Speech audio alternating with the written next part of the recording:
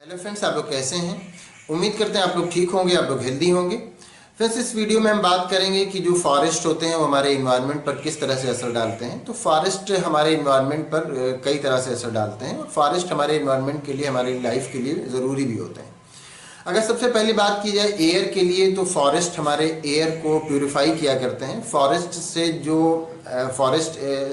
जो प्लांट होते हैं वो क्या करते हैं कि वो ऑक्सीजन को रिलीज किया करते हैं, जिससे हमारा एटमॉस्फेयर में ऑक्सीजन की क्वांटिटी, ऑक्सीजन का लेवल मेंटेन रहता है और कार्बन डाइऑक्साइड को एब्जॉर्ब किया करते हैं।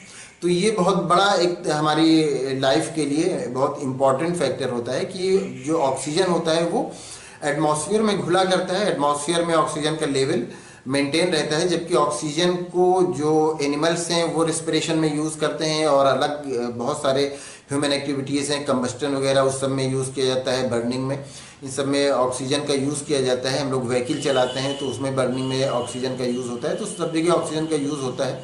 लेकिन जो फॉरेस्ट हैं, जो प्लांट हैं, वो जब फोटोसिंथेसिस करते हैं तो उसमें ऑक्सीजन रिलीज़ किया करते हैं, जिससे ये जो लेवल है ऑक्सीजन का वो एटमॉस्फेयर में मेंटेन रहता है। इसके साथ साथ वो ये भी करते हैं कि वो कार्बन डाइऑक्साइड को एब्जॉर्ब किया करते हैं।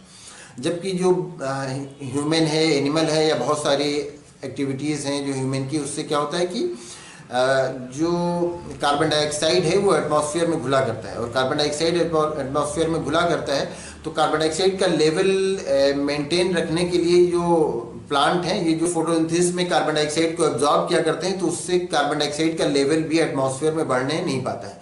तो इस तरह से अगर एयर के पॉइंट ऑफ व्यू से देखा जाए इन्वायरमेंट में, तो हमारे एयर को प्यूरिफाई करने के लिए जो प्लांट हैं वो बहुत ज़रूरी हैं, क्योंकि प्लांट ही वो सोर्स हैं जो कि ऑक्सीजन का प्रोडक्शन करते हैं नेचुरली।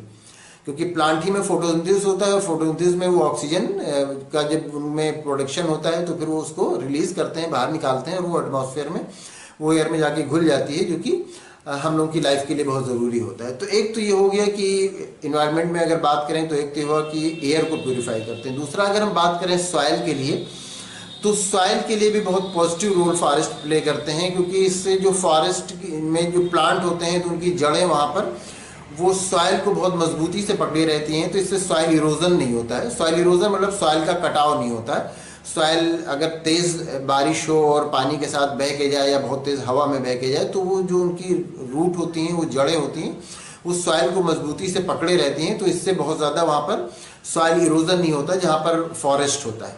और इससे ये भी होता है कि वहाँ पर जो रेनफॉल होती है, जो बारिश होती है, तो उसका पानी सीधे ज़मीन पर नहीं गिरता, सीधे मिट्टी में नहीं गिरता, बल्कि वो प्लांट के ऊपर, ट्रीज़ के ऊपर गिरता है। तो वहाँ पे इससे जब वो पानी नीचे आता है तो वो उतना ज़्यादा फोर्स से नहीं आता कि मिट्टी का कटाव आसानी से हो, तो इस तरह से भी मिट्टी के कटाव से बचता है, सॉइल इरोजन से बचता है। तो प्लांट जो फॉरेस्ट है वो हमारे एयर को भी प्यूरिफाई करता है और हमारे जो सॉइल होता है उसको भी सॉइल इरोजन से बचाता है। इसके बाद अगर हम बात करें वाटर की, तो हम जानते हैं कि जहाँ फॉरेस्ट होते हैं वहाँ रेनफॉल ज़्यादा होता है। तो जहाँ फॉरेस्ट होंगे वहाँ रेनफॉल होगा, तो फिर उससे भी हमारा जो एग्रीकल्चर होता है या हमें जो वाटर की नीड होती है वो हमारी पूरी होती है। फिर वो वाटर सॉइल में एब्जॉर्ब होता है या वाटर बॉडीज़ में जाता है, फिर वो वाटर, फिर आपने वाटर साइकिल में इससे पहले पढ़ा होगा, फिर वो वाटर वेपर बन के ऊपर जाता है और फिर वहाँ पर वो ठंडा होकर फिर नीचे आता है, फिर बारिश होती है। तो इस तरह से जो फॉरेस्ट होता है वो हमारे इन्वायरमेंट के लिए बहुत ज़रूरी है। चाहे आप एयर की बात करें, चाहे सॉइल की बात करें, चाहे वाटर की बात करें, हमारे इन्वायरमेंट के लिए जो फॉरेस्ट होता है वो बहुत पॉजिटिव रोल प्ले करता है। तो उम्मीद करते हैं वीडियो आपके लिए इन्फॉर्मेटिव होगी।